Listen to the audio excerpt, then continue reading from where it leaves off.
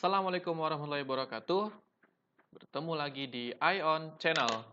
Jadi hari ini, mari kita belajar bersama Ion dengan hati dan pikiran yang on. Nah, hari ini kita akan coba belajar tentang ini dia, ringkasan materi persamaan reaksi dan hukum dasar.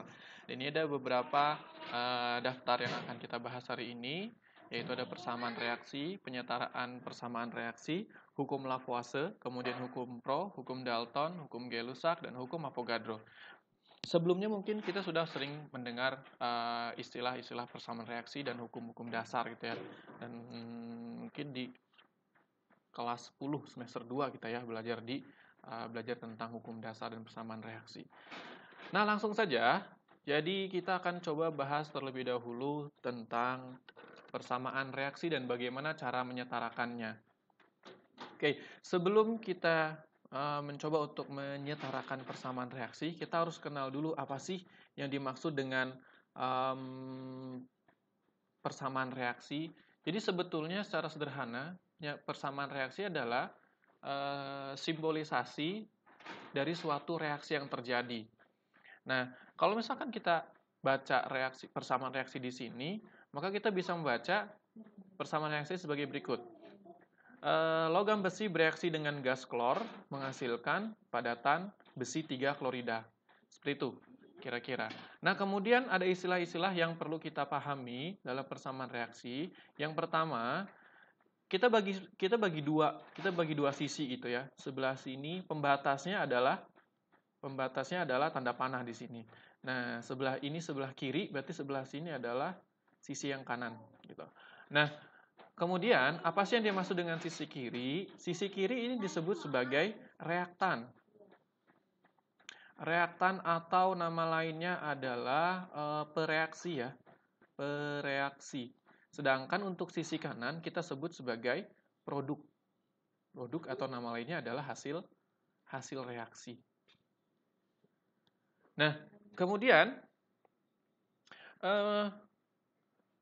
ada istilah apa lagi di sana? Yang berikutnya ada istilah ini. Ada angka 2 di sini kan ya? Ada angka 2 di sini dengan ada angka 3 di sini. Yang istilahnya apa ini? Subscript ya. Nah, untuk angka 2 dan 3 ini disebut sebagai angka indeks. Sebetulnya FE juga di sini punya angka indeks, tapi karena dia angka indeksnya 1, sehingga yang angka 1 tidak perlu dituliskan.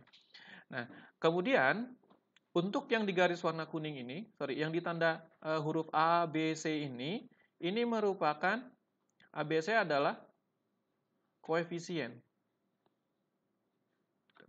reaksi.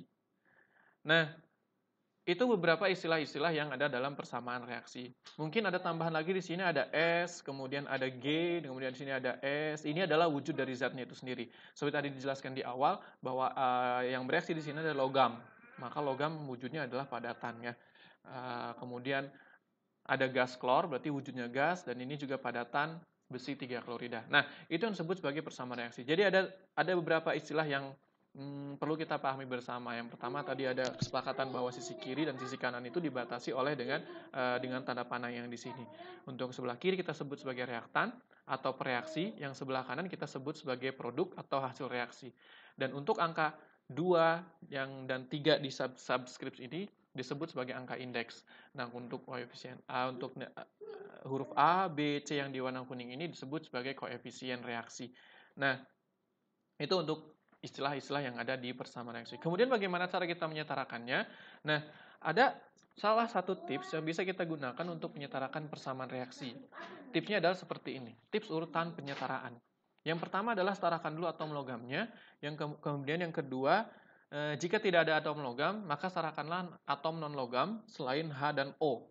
Kemudian yang ketiga atom H, dan keempat atom O. Sebetulnya ini hanya salah satu tips saja ya. Mungkin di luar sana banyak sekali tips-tips yang lain sehingga lebih memudahkan untuk penyetaraan reaksi. Nah, kita ambil contoh di sini. Di sini kita punya Fe, kita hitung sebetulnya. Di sini Fe ada berapa? Nah, untuk menghitung jumlah Fe, kita bisa mengkalikan antara koefisiennya dengan nilai indeksnya. Ini berarti kalau misalkan tidak ada angka sama sekali di sini, maka itu sebetulnya koefisien sama dengan 1. Ini juga sama koefisien sama dengan 1, ini juga 1. Tapi setelah kita coba setarakan, kita hitung jumlah masing-masing atomnya, Ternyata kita lihat Fe di sini. Fe di sini sebelah kiri ada 1, kemudian di sebelah kanan 1 kali dengan 1 sama dengan 1. Dengan kata lain, atom Fe di sini sudah setara. Kemudian untuk atom Cl, di sebelah kiri itu ada 2 ya, atom Cl-nya. Atom Cl ada 2, sebelah kanan atom Cl-nya ada 3. Nah, berarti di sini yang belum sama adalah, atau yang belum setara adalah atom Cl-nya. Bagaimana cara kita menyetarakan atom Cl ini? Pokoknya bagaimana caranya? Kita ubah koefisiennya sehingga nanti jumlahnya setelah dikalikan dengan indeks, nilainya sama dengan 3, sama dengan yang jumlah Cl yang di sebelah kanan. Atau bisa kita misalkan, karena tadi kita di atas tulis B, berarti kita tulis coba di sini B gitu ya. B. Kemudian berarti di sini jumlah Cl itu adalah 2B gitu ya. 2 kali B kali dengan 2. Nah, kemudian di sebelah kanan ada 3. Maka untuk menyamakannya adalah jumlah atom Cl itu berarti 2B sama dengan 3. Maka B sama dengan 3/2. Maka nanti kita tuliskan di sebelah sini 3/2. 3/2. Sorry.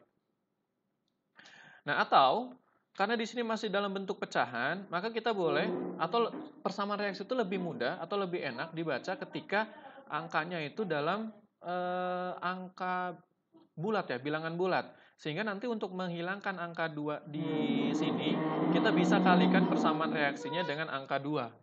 Nah, bagaimana caranya? Berarti nanti dari sini, kita kalikan 2 dengan koefisien yang di sini. 2 kali 1 berarti di sini 2. Maka di sini ada 2 Fe, kemudian bereaksi dengan, ini 3/2 kali 2. Berarti 3/2 kali 2 kan sama dengan 3 ya. Sama dengan 3 Cl2. Kemudian di sini menjadi, berarti ini 2 kali 1. Maka nanti di sini 2 Fe Cl3. Nah, seperti itu. Nah, kemudian untuk memastikan, kita coba cek ulang. Jumlah atom Fe di sini 2 kali dengan 1, kemudian berarti sini sama dengan 2. Yang Fe di sini juga sama, 2 kali 1 sama dengan 2. Kemudian untuk atom Cl-nya 3 kali 2, 6. Atom Cl di sini, berarti sini ada 6 Cl, kemudian sini ada 2 Fe. Nah, kemudian di sebelah sini juga sama ada 2 Fe. Kemudian untuk Cl-nya 2 kali 3, berarti di sini juga sama dengan 6 ya, 6 atom Cl. Nah, persamaan reaksi ini sudah setara. Nah, kira-kira seperti itu untuk penyetaraan reaksi. Nah, kemudian untuk nama-namanya kita sudah pernah belajar waktu itu di tata nama senyawa gitu ya. Bisa ada tata nama senyawa ionik, ada tata nama senyawa kovalen, asam, dan basa. Bergantung pada jenis senyawa itu sendiri. Berarti kalau misalkan kita buat namanya, Fe di sini adalah, ini logam berarti ya. Fe itu kan besi ya. Ini besi, kalau ini Cl2 namanya adalah klor. Kemudian FeCl3 itu namanya apa? FeCl3 itu disebut, karena Fe-nya merupakan atom logam, dan Cl-nya merupakan atom non-logam, maka senyawa ini adalah senyawa ionik. Nah, kemudian berikutnya, karena Fe termasuk logam transisi, maka kita sebutkan bilangan oksidasinya. Nah, kita ingat waktu kita belajar tentang redox, penentuan bilangan oksidasi itu bisa ditentukan dari atom yang sudah diketahui nilai biloxnya kan ya. Nah, di sini kita punya Cl -1 kali dengan 3. Berarti Cl itu -3. Biar netral, karena FeCl3 dia senyawa, maka nanti Fe-nya harus +3. Maka senyawa FeCl3, maka nama dari senyawa FeCl3 adalah besi, kemudian sertakan dengan biloxnya 3, berarti di sini besi 3 tutup klorida. Ya, seperti itu. Nah, ini untuk tata nama senyawa. Baik, ini cukup panjang juga ya penjelasan tentang tata nama senyawa. Tentang persamaan reaksi dan bagaimana menyetarakan persamaan reaksi. Jadi mungkin kita untuk hukum dasar kita akan lanjut ke part yang berikutnya. Sampai jumpa di part yang kedua.